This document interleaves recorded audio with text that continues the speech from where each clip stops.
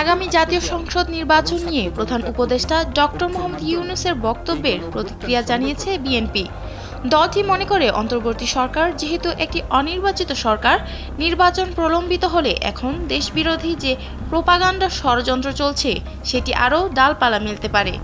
তাই আগামী নির্বাচনের সম্ভাব্য সময়সূচি নিয়ে ধারণা নয়, এ ব্যাপারে রোডম্যাপ আকারে সুনির্দিষ্ট ঘোষণা চেয়েছে দলটি। আওয়ামী লীগ সরকারের পতনের পর ডক্টর মোহাম্মদ ইউনূসের নেতৃত্বে অন্তর্বর্তী সরকার গঠিত হলে একটি অবাধ সুষ্ঠু নির্বাচন অনুষ্ঠানে রাষ্ট্রের গুরুত্বপূর্ণ প্রতিষ্ঠানগুলো সংস্কারে মনোযোগ দেয় সরকার। কিন্তু সংস্কার কার্যক্রম এগিয়ে চললেও সরকারের তরফ থেকে নির্বাচনের সুনির্দিষ্ট দিনক্ষণ জানানো হয়নি। Introducing High Class by Akij Port. এমন প্রেক্ষাপটে 2 মাস ধরে নির্বাচনের রোডম্যাপের দাবি জানিয়ে আসছিল বিএনপি।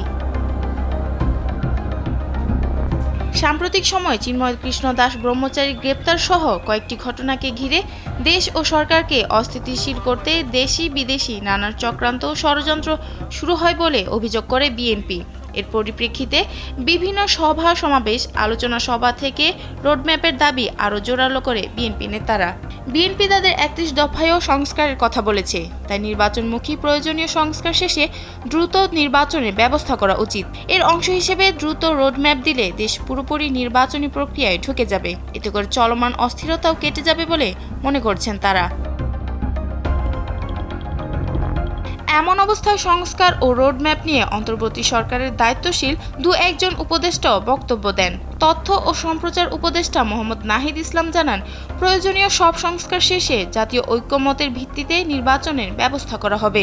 এছাড়া গেল রোববার বিএনপির ভারপ্রাপ্ত চেয়ারম্যান তারেক রহমান জানান, অন্তর্বর্তী সরকার কি করতে চাইছে রাষ্ট্র মেরামতের জন্য তাদের আর কত মাস কিংবা কত সময় প্রয়োজন সেটি জানার অধিকার জনগণের রয়েছে। আগামী দিনের কর্মপরিকল্পনা রোডম্যাপ ঘোষণার কথা শুনলেই যদি উপদেষ্টাদের চেহারায় অস্বস্তির ছাপ ফুটে ওঠে, সেটি হবে অবশ্যই গণ আকাঙ্ক্ষা বিরোধী। বিজয় দিবসে জাতির উদ্দেশ্যে ডক্টর ইউনূসের দেওয়া ভাষণে আগামী নির্বাচনের সম্ভাব্য সময়সূচি নিয়ে জানান, 2025 সালের শেষ দিক থেকে 2026 সালের প্রথমার্ধের মধ্যে নির্বাচনের সময় নির্ধারণ করা যায়।